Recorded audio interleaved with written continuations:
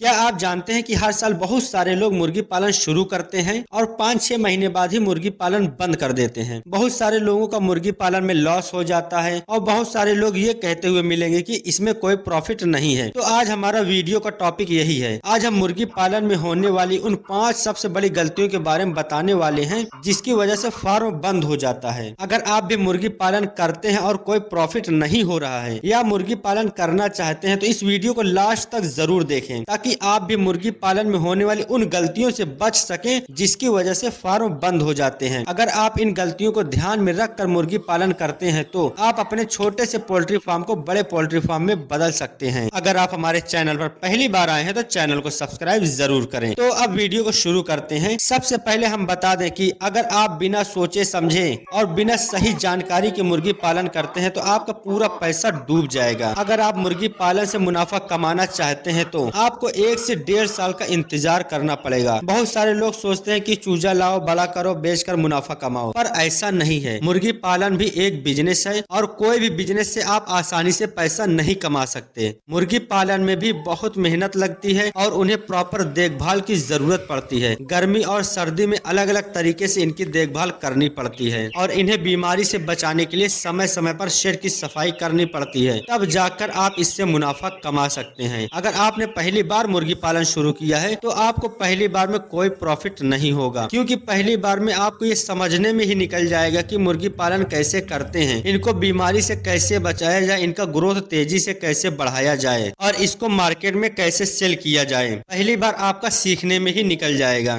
10% ऐसे लोग मिलेंगे जिन्हें पहली बार में मुनाफा हुआ हो, बाकी 90% लोगों का मुनाफा नहीं होता। 85% लोग ये सोचकर मुर्गी पालन बंद कर देते हैं कि इसमें कोई प्रॉफिट नहीं होगा। उनसे मैं यही कहना चाहूंगा कि आप लगातार 1 से 1.5 साल तक मेहनत करें, उसके बाद आपका मुनाफा होना शुरू हो जाएगा। लेकिन इसके लिए आपको मुर्गी पालन में होने वाली इन 5 गलतियों से बचना होगा। पहली गलती, बिना सोचे समझे किसी भी नस्ल की मुर्गी पाल लेना। बहुत सारे लोग दूसरों को देखकर मुर्गी पाल लेते हैं या फिर किसी सक्सेसफुल मुर्गी पालक को देखकर मुर्गी पालते हैं। अगर कोई मुर्गी पालन में सक्सेसफुल हुआ है तो उसके पीछे उसने बहुत मेहनत करी है और वो मार्केट में अपनी पहचान बनाई है, तब जाकर वो सक्सेसफुल हुआ है। अगर आप भी मुर्गी पालन से मुनाफा कमाना चाहते हैं तो अपने मार्केट के मांग के अनुसार ही मुर्गी पालन करें और मार्केट में अपनी पहचान बनाएं ताकि लोग आपसे मुर्गी खरीदें। आपके मार्केट में जिस नस्ल की डिमांड ज्यादा हो उस नस्ल का पालन करिए। देसी नस्ल में भारत में मीट के लिए डबल FG का पालन ज्यादा किया जाता है। सोनाली मुर्गी अंडा और मीट दोनों के लिए पाला जाता है। अगर कड़कनाथ की बात करें तो ये बहुत महंगा बिकता है और जो लोग इसकी क्वालिटी जानते हैं वही लोग इसको खरीदते हैं। तो आप जब भी मुर्गी पालन करें अपने एरिया के मार्केट के डिमांड के अनुसार ही नस्ल का चुनाव करें और शुरुआत कम मुर्गियों से करिए। अब बात करते हैं गलती नंबर 2 की, गलत तरीके से शेड बनाना, उसकी समय पर सफाई न करना। बहुत सारे लोग सोचते हैं कि किसी भी कोने में मुर्गी पाल लेंगे और उन्हें सेल करके मुनाफा कमा लेंगे। ऐसा करने से आपका नुकसान हो सकता है। अगर शेड में हवा और रोशनी का इंतजाम नहीं करेंगे तो मुर्गियों का ग्रोथ स्लो हो जाएगा और अगर शेड में नमी ज्यादा रहेगी, अगर उसकी सफाई नहीं करेंगे तो मुर्गियां बीमार होकर मरने लगेंगी और एक बार बीमारी फैल गई तो पूरा बैच खत्म हो जाएगा। इसका बचाव का तरीका यह है कि शेड हमेशा सूखा और हवादार होना चाहिए। शेड की हफ्ते में 1 से 2 बार सफाई करें। अगर शेड कहीं गीला होता है तो उसे तुरंत साफ करें। समय समय पर दवा दें, मुर्गियों को बीमार होने न दें। अगर मुर्गियां बीमार हो जाती हैं तो उन्हें बचाना बहुत मुश्किल हो जाता है। मान लो 10 मुर्गियां बीमार हो गई, आप उन्हें मेडिसिन दे रहे हैं, तब भी उसमें से 2-3 मुर्गियां मर ही जाएंगी। अगर आपके शेड में कोई मुर्गी सुस्त या बीमार दिखे तो तुरंत स्वस्थ मुर्गियों से अलग कर दें, नहीं तो ये एक मुर्गी सारे मुर्गियों को बीमार कर सकती है। अब बात करते हैं गलती नंबर 3 की, मुर्गियों को सही फीड न देना। बहुत सारे लोग सिर्फ गेहूं, चावल और जो बचा कुचा रहता है वही मुर्गियों को खिला देते हैं। इससे मुर्गियों का ग्रोथ रुक जाता है और अंडा देना भी कम कर देती है। मुर्गियों को फीड देने का सही तरीका ये है कि उनके उम्र के हिसाब से फीड दिया जाए। शुरू के 1 हफ्ते चूजों को सिर्फ प्री स्टार्टर फीड देना चाहिए, उसके बाद 20 से 25 दिन तक स्टार्टर फीड दें। इससे मुर्गियों का ग्रोथ तेजी से होगा।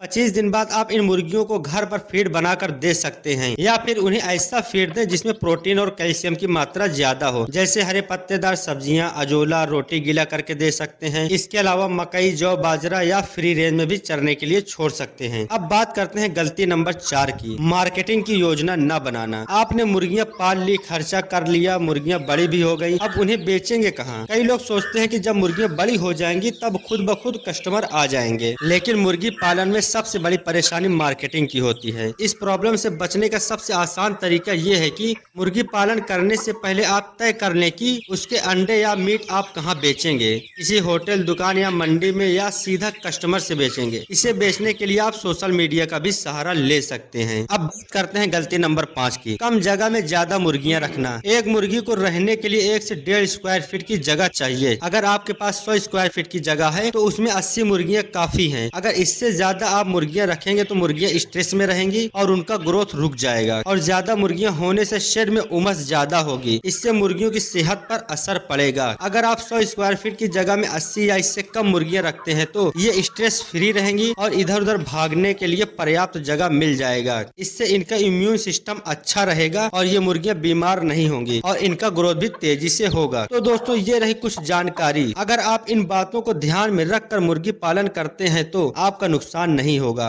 वैसे मुर्गी पालन एक बहुत अच्छा बिजनेस है। अगर आप इन गलतियों को ध्यान में रखकर मुर्गी पालन करते हैं तो आपका छोटा सा पोल्ट्री फार्म एक बड़े पोल्ट्री फार्म में बदल सकता है। अब वीडियो के यहीं समाप्त करते हैं। वीडियो अच्छी लगी हो तो वीडियो को लाइक और चैनल को सब्सक्राइब जरूर करें।